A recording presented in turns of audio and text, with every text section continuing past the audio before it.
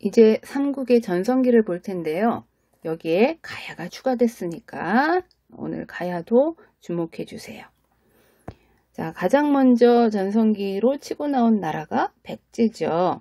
자, 백제는 4세기 근초고왕 때 마한을 병합하고, 마한은 어디냐면 우리나라 한반도 남부 지역 일대, 그러니까 지금의 전라도 지역 일대에 세워졌던 나라인데요. 이 전체를 병합은 하나로 합치는 거예요. 자, 이렇게 해서 영토를 가장 크게 늘렸습니다. 자, 그러니까 이제 더 이상 남쪽으로는 갈 수가 없죠. 바다밖에 없어요. 그러니까 북쪽으로 눈을 돌려서 고구려의 평양성을 공격했는데, 이때 고구려의 고국 원앙이 싸우다가 죽게 됩니다. 자, 그리고 이제 중국의 요서, 산둥 지역, 그리고 일본, 이렇게 해외로까지 뻗친 것이 근초고왕 때고요. 그래서 이때 백제의 전성기를 맞이하죠. 자, 이렇게 백제가 잘 나가니까 고구려는 위기였겠죠. 아까 얘기했던 대로 고국 원앙이 근초고왕의 공격을 받아서 죽었고요. 그리고 그의 아들 소수림왕 때 오게 되면 이제 고구려를 강하게 만들기 위한 여러 가지 노력을 합니다. 자, 고구려를 강하게 만들기 위해서 율령을 먼저 반포했고요. 그 다음에 태학 설립. 태학은 학교예요. 국가를 부강하게 하려면 뭐니 해도 인재부터 길러야 된다. 그래서 태학을 세웠고요. 그 다음에 불교를 또 받아들였던 것도 소수림왕 때예요. 이 소수림왕이 불교를 받아들이게 된 게 중국의 전진이라는 나라의 승려 순도가 와가지고 불교를 전해줬는데요. 이 전진은 그 전에 불교의 중국의 전연이라는 나라가 있었는데 발음에 주의하세요. 전연. 자, 전연을 무너뜨린 나라가 전진입니다. 이 전연의 모용씨라고 하는 그 사람이 이 고구려를 쳐들어와 가지고 고구려의 미천왕의 시신을 끌고 가기도 했어요. 자, 이렇게 해서 고구려가 전연으로부터 많은 수모를 당했는데 그걸 이제 무너뜨린 나라가 전진이었고요. 전진으로부터 불교도 수입하고 여러 가지 이제 고구려가 선진 문물을 받아들입니다. 자, 이렇게 해서 소수림왕이 발판을 잘 닦아놨죠. 그렇기 때문에 그 다음에 이제 뭐가 가능하냐. 자, 소수림왕의 아들 광개토왕이에요. 이 광개토왕은 소수림왕이 발판을 잘 닦아놨으니까 그걸 기반으로 해서 이제 영토 확장에 나서는 거죠. 그래서 만주, 요동지역, 만주까지 영토를 넓혔고요. 그래서 많은 지금 우리가 가장 좀 아쉬워하는 만주 지역 일대의 영토를 이때 차지하게 됩니다. 자, 그뿐만 아니라 이제 남쪽으로도 눈을 돌려서 외구, 자, 남쪽의 외구까지 격퇴하게 되는데요. 여기에는 사연이 좀 있었어요. 자, 뭐냐면 자, 이때 신라의 왕이 내무왕이었는데 신라는 좀 다른 나라보다 발전이 늦어요. 자, 이 4세기 내무왕 때 와서야 김씨가 왕위를 세습하게 되고 마립간이라는 칭호를 쓰면서 왕권을 강화했는데 이때 왜구가 쳐들어온 거죠. 그래서 내무왕이 고구려에다가 도와달라고 원조를 요청하게 됩니다. 이때는요. 왜구가 신라를 침범해 왔는데 신라 옆에 어디가 있었어요? 백제가 있었죠. 백제는 신라하고 사이가 좋지 않아요. 백제는 오히려 이 왜하고 친해요. 그리고 신라 옆에 또 가야가 있었죠. 가야도 왜하고 친해요. 자, 가야도 왜하고 친하고 백제도 왜하고 친한데 신라만 왜하고 사이가 안 좋은 거죠. 그래서 신라는 할 수 없이 고구려의 원조 요청을 하게 됩니다. 자, 그걸 이제 광개토 대왕이 받아주게 된 거예요. 군사 5만을 말탕 군사 해가지고는 급히 내려보냈다고 하는데요. 자, 그렇게 해서 이제 왜구를 격퇴하고 내친 김에 어디까지 가냐면 금관가야, 가야까지 쫓아갑니다. 추격을 해서 이때 가야가 광개토 대왕의 공격을 받아서 많이 약해져요. 자, 그렇게 돼서 그 이후에는 금강가야가 주도권을 잃고 이제 어디로 간다고 그랬죠? 지난번에 한번 설명했는데, 네, 고령의 대가야로 중심지가 옮겨지게 됩니다. 그래서 그 이후를 우리가 후기가야 연맹이라고 부르고요. 그 이전에 전기가야 연맹이라고 불러요. 자, 가야에 대해서 지난번에 설명했던 거 기억하면 요거 생각나시죠? 자, 이렇게 광개토 대왕 때 또 많은 업적을 남겼고요. 그 뒤를 이어서 고구려는 장수왕 때 와가지고 이제 전성기를 맞이하게 되는 거죠.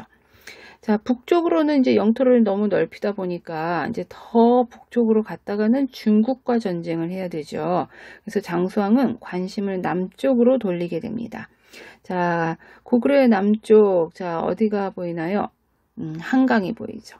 자, 한강을 차지하기 위해서 남쪽으로 내려오는데요. 이거를 남진 정책이라고도 불러요. 자, 남진하게 되는데요. 그러기 위해서 수도를 국내성에서 평양으로 옮기게 됩니다. 수도를 옮겨서 남쪽으로 나오게 되고요. 남쪽의 한강은 누가 차지하고 있었냐면 백제가 차지하고 있었죠. 근데 이 백제가 고구려에게 한강을 결국 뺏깁니다. 자, 한강을 뺏기니까 백제는 어떻게 됐겠어요? 수도였던 한성을 버리고 수도를 더 남쪽, 지금의 공주인데요. 공주까지 내려오게 되죠. 자, 수도를 옮기는 것을 천도라고 해요. 자, 웅진으로 천도하게 됩니다. 이렇게 되니까 이제 고구려의 힘이 세졌죠. 고구려의 최전성기. 자, 이렇게 되니까 고구려의 위협을 막기 위해서는 신라와 그 다음에 백제가 손을 잡게 됩니다. 그래서 신라의 나, 백제의 제 해가지고 이거를 나제동맹이라고 해요. 나제동맹이 쭉 이후로 한 120년 정도 가는 거죠. 자, 이렇게 돼서 5세기는 고구려의 전성기. 자, 6세기로 오면서 이제 어디죠? 신라의 전성기인데요. 자, 신라의 전성기가 진흥왕 때인데 진흥왕 때 전성기를 맞이하려면 이것도 마찬가지로 뭐냐면 그 이전에 토대를 쌓는 작업이 있어야 돼요. 자, 그래서 그런 토대를 마련한 왕이 누구예요? 자, 6세기 지증왕이 먼저죠. 지증왕 때 오게 되면은 지증왕이 굉장히 많은 걸 해요. 지증왕 많이 들어보지 않았나요? 노래가사에 나오죠. 지증왕 13년 섬나라 우산국, 독도는 우리 땅에 나오죠.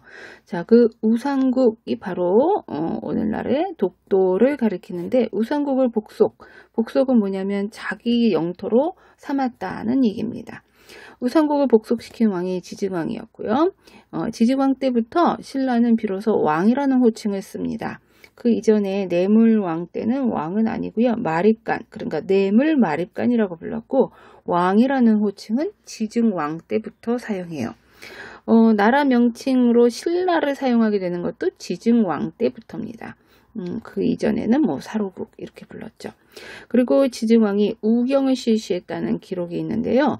자, 우경은 뭐냐면 우자가 소우자예요. 그러니까 소를 경작에 이용하는 것이 우경입니다. 자, 인간이 땅을 가는 것보다 소의 그 힘을 이용해서 가는 것이 훨씬 농사짓기 좋게 만들겠죠. 그래서 생산력을 늘리는 거고 이렇게 되면 국가가 부강해집니다. 그래서 지증왕은 우자가 두 개네요. 우경, 우상국. 그리고 나서 이제 법흥왕 때 오게 되면 자, 법흥왕은 이름에 법자가 들어가죠. 법하고 관련이 있죠. 자, 법을 어려운 말로 율령이라고 했죠. 율령을 반포한 게 법흥왕 때고요. 자, 법흥왕의 비읍, 그러니까 또 비읍, 불교가 들어가죠. 자, 법흥왕 때 불교를 인정하는 거예요. 자, 나라에서 공식적으로 인정하는 걸 뭐라고 하냐면 공인이라고 하죠. 그 전까지는 귀족들이 반대를 해서 불교를 믿게 하기가 어려웠는데 이때 2차 돈의 순교를 거쳐서 불교를 공인하게 됩니다. 자, 그리고 금강가야, 여기 나오는 가야의 금강가야를 복속시킨 것이 법흥왕 때였고요. 자, 이걸 바탕으로 해서 그 다음에 진흥왕 때 와가지고는 이제 전성기를 마련하는 거죠. 자, 화랑도를 개편해가지고 이 화랑도를 정복전쟁에 앞장 세우게 되고요. 그 다음에 영토를 늘려나가는데 어디까지 가느냐? 자, 북쪽으로 가가지고는 그때 고구려가 있었는데 고구려가 차지하고 있던 한강을 신라가 차지합니다. 고구려로부터 뺐는데요. 원래는 이때 나제 동맹이었죠. 그래서 신라가 백제하고 손을 잡고 고구려를 공격해서 한강을 뺏어옵니다. 이때 백제의 왕이 성왕이었는데 자, 성왕이 그렇게도 그리던 한강을 차지했죠. 차지하는데 성공을 했는데 이때 진흥왕이 이제 배신을 때린 거죠. 그래서 이 한강을 다시 진흥왕이 뺏고 성왕한테 안 줘요. 그래서 성왕이 화가 나가지고 이제 이 신라를 치러 갔다가 또 죽게 되죠. 결국은 이제 한강은 신라의 차지가 됐고요. 여기에 만족하지 않고 진흥왕이 더 북쪽으로, 그래서 함경도 일대까지 가게 됩니다. 함경도 함흥 있는 데까지 영토를 넓히게 되고요. 또 남쪽으로는 이때 금강가야가 망한 다음에 명맥을 유지하고 있었던 대가야, 고령의 대가야를 무너뜨리게 되면서 이제 가야는 여기에서 완전히 역사를 마치게 됩니다. 끝나게 되죠. 그래서 가야는 연맹왕국 단계에서 그 다음에 고대왕국으로 넘어가지 못하고 이제 신라에 의해서 망하게 되는 겁니다. 자, 삼국의 전성기를 이제 눈으로 한번 확인해 볼까요? 자, 먼저 백제입니다. 백제는 한강유역에서 시작을 했고요. 자, 거기서 이제 근초고왕 때, 4세기 근초고왕 때 마한의 전 지역, 그러니까 이 남부 지역 전체를 차지하게 되고요. 그 다음에 이제 여기 중국에, 여기가 산둥이고요. 여기가 요소입니다. 여기까지 진출을 하고 외하고도 교류가 많았죠. 그 다음에 5세기 오게 되면 이제 고구려의 전성기로 넘어가죠. 자, 그래서 고구려가 광개토대왕 때 이 만주, 요동 지역을 다 차지하고요. 그 다음에 그의 아들 장수왕이 남쪽으로 내려와 가지고 이 한강까지 차지하게 됩니다. 그래서 고구려의 전성기는 5세기 광개토왕이 아니고 그의 아들 장수왕 때다, 이렇게 얘기해야죠. 자, 그 다음 신라의 전성기는 6세기 진흥왕 때라고 했죠. 자, 진흥왕 때에 오게 되면은 영토를 쭉 넓혀서 이 한강을 또 진흥왕이, 원래는 나제동맹에서 백제한테 줘야 되는데 진흥왕이 차지해버렸죠. 자, 그리고 함경도 일대까지 쭉 올라가서 여기, 그래서 자, 진흥왕이 신라의 역사상 최대의 전성기를 맞이하게 됩니다. 그래서 이 곳곳에 보면은 진흥왕이 비를 세워놨어요. 이거를 진흥왕 순수비라고 해요.